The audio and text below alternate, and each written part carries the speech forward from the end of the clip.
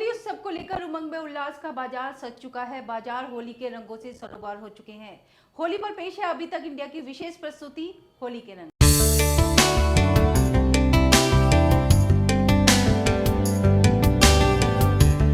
होली को लेकर देश में कई तरह की मान्यताएं हैं। होली को भगवान शिव व पार्वती से भी जोड़ा जाता है, जब भगवान शिव व देवी पार्वती का विवाह हुआ था। होली के पर्व के पीछे 3 सबसे महत्वपूर्ण कथाएं प्रचलित हैं। यह पर्व भगवान शिव व माता पार्वती से जुड़ा हुआ बताया जाता है।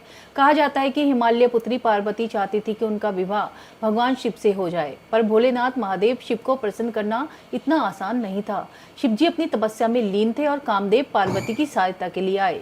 उन्होंने पुष्प मार चलाया, जिससे भगवान शिव की तपस्या भंग हो गई। शिव जी को बड़ा क्रोध आया और उन्होंने अपनी तीसरी आंख खोल दी। उनके क्रोध की ज्वाला में कामदेव का शरीर भस्म हो गया।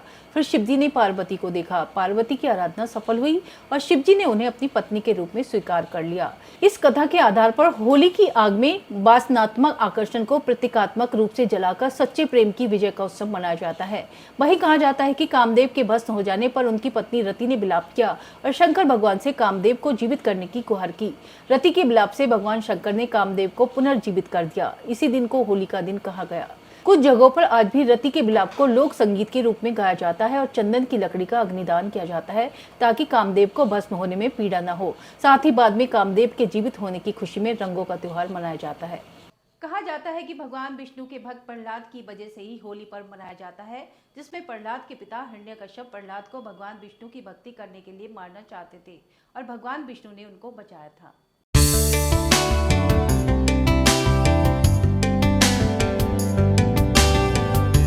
हिरण्यकश्यप के मरने से पहले ही होलिका के रूप में बुराई जल गई और अच्छाई के रूप में भक्त प्रहलाद बच गए।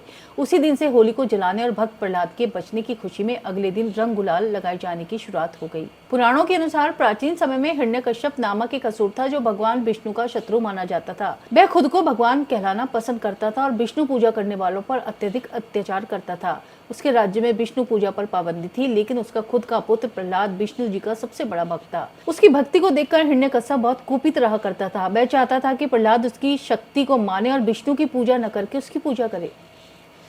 प्रहलाद ने ऐसा करने से मना कर दिया। तब हिरण्यकश्यप उसे नाना प्रकार से मार डालने की योजना बनाने लगा, परंतु श्री विष्णु कृपा से प्रहलाद हर बार बच जाता था। तब हिरण्यकश्यप के क्रोध का अंत न रहा। वह अपनी बहन होलिका से प्रहलाद को जलाकर मार डालने की प्रार्थना करने लगा। होलिका को यह वरदान प्राप्त था कि वह अग्नि में नहीं जल सकती, अतः उसने अपनी बहन को कहा कि वह प्रहलाद को गोद में लेकर अग्नि में बैठ जाए। अग्नि उसे छू भी ना सकेगी, लेकिन प्रहलाद उस अग्नि में भस्म हो जाएगा। बहन ने अपने भाई की बात मान ली और नियत समय पर वह प्रहलाद को गोद में लेकर अग्नि में बैठ गई, परंतु आश्चर्यजनक रूप से होलिका उस अग्नि में बुरी तरह झुलस गई, जबकि भक्त प्रहलाद बच गए। इस प्रकार बुराई पर अच्छाई की विजय के रूप में देश भर में होली मनाई जाती है।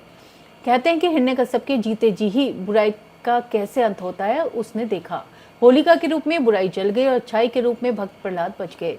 उसी दिन से होली को जलाने और भक्त प्रहलाद के बचने की खुशी में रंग गुलाल लगाए जाने की शुरुआत हो गई। होली पर्व को भी श्री कृष्ण व राधा रानी के प्रेम से जोड़कर भी देखा जाता है। कहा जाता है कि होली के रंग श्री कृष्ण व राधा रानी के प्रेम के प्रतीक हैं। वृंदावन व बरसाने की गलियों में यह रंग इसी रूप में हर वर्ष उड़ाए जाते हैं।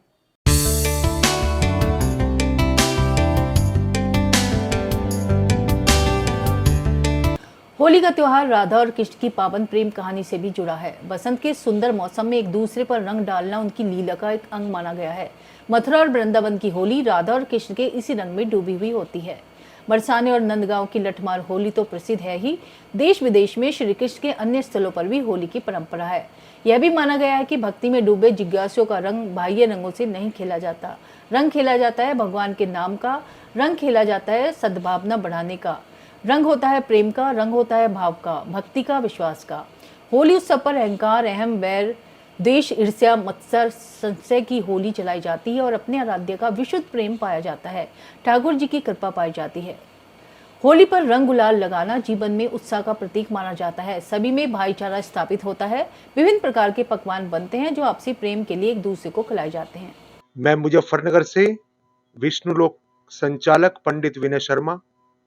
इस वर्ष होली का पावन पर्व 24 मार्च 2024 को है। 24 मार्च 2024 को यदि महिलाएं होली का पूजन प्रातः 11:37 से 12:24 के बीच अभिजीत मुहूर्त में करेंगी, तो अत्यंत श्रेष्ठ रहेगा, क्योंकि अभिजीत मुहूर्त किसी भी शुभ कार्य के लिए श्रेष्ठ माना जाता है। 24 मार्च 2024 को होलिका दहन यदि पुरुष एवं महिलाएं रात्रि 11:13 के बाद होलिका दहन करेंगे तो विशेष फलदायी रहेगा, क्योंकि 24 मार्च 2024 को प्रातः 9:55 से रात्रि 11:13 तक भद्रा रहेगी। भद्रा काल में होलिका दहन अशुभ माना जाता है। भद्रा का अर्थ है शनि की बहन मानी जाती है, इसलिए यह कड़क स्वभाव की मानी जाती है। इसलिए भद्रा काल में होलिका दहन एवं रक्षाबंधन अशुभ माना जाता है। होली उत्सव मनाने से पापों का नाश होता है। होली पर्व का काम दहन से भी संबंध है, क्योंकि इसी दिन भगवान शंकर ने कामदेव को भस्म किया था। होली